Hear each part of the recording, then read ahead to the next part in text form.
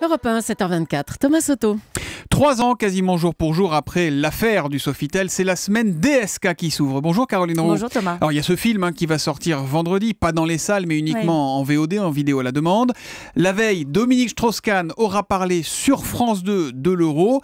Ça veut dire Caroline que politiquement, économiquement, DSK redevient audible en quelque sorte ? Il revient au moins dans les esprits. Les socialistes qui avaient oublié son nom se remettent à parler de lui. Alors pas parce qu'ils ont des regrets, mais parce que face aux doutes, naturellement, qui s'expriment sur François Hollande, les électeurs, les militants sont parfois tentés de refaire le film. Et si ça avait été lui ? Un socialiste qui a approché la Strauss-Kahnie se souvient que pendant la campagne des municipales, déjà les habitants évoquaient DSK comme une occasion manquée au regard des turpitudes de la vie privée de François Hollande.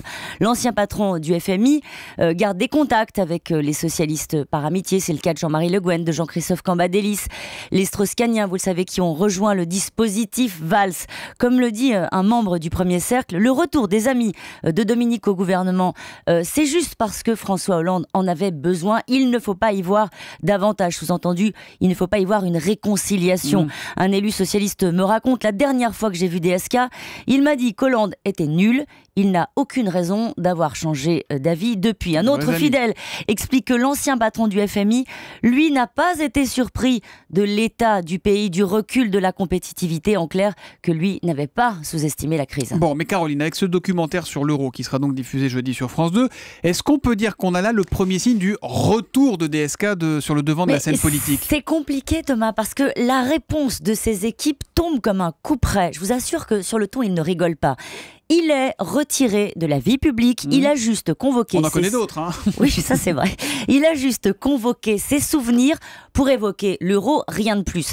Car que ce soit sur le film à venir, sur François Hollande, les propos de ceux qui l'approchent encore très régulièrement sont millimétrés. DSK, en réalité, rase les murs dans l'attente de son procès dans l'affaire du Carlton de Lille.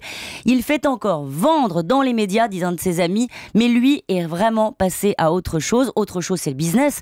Il lance, vous le savez, un fonds d'investissement. Un ancien ami de DSK relativise. Il va lever 2 milliards, mais pas à Washington, Londres ou Berlin, en Serbie ou en Russie. Il est encore sulfureux, comme le dit ce connaisseur de la finance mondiale. Bon, mais Caroline, vous savez qu'on est jamais mort en politique, c'est ce qu'on dit. Jamais, on doit y penser, jamais on doit le savoir. jamais. Mais lui et ses amis refusent réellement d'imaginer quoi que ce soit avant d'avoir été jugé. Il reste encore Dominique Strauss-Kahn assez crédible, vous le verrez cette semaine, pour jouer les professeurs d'économie sur l'euro.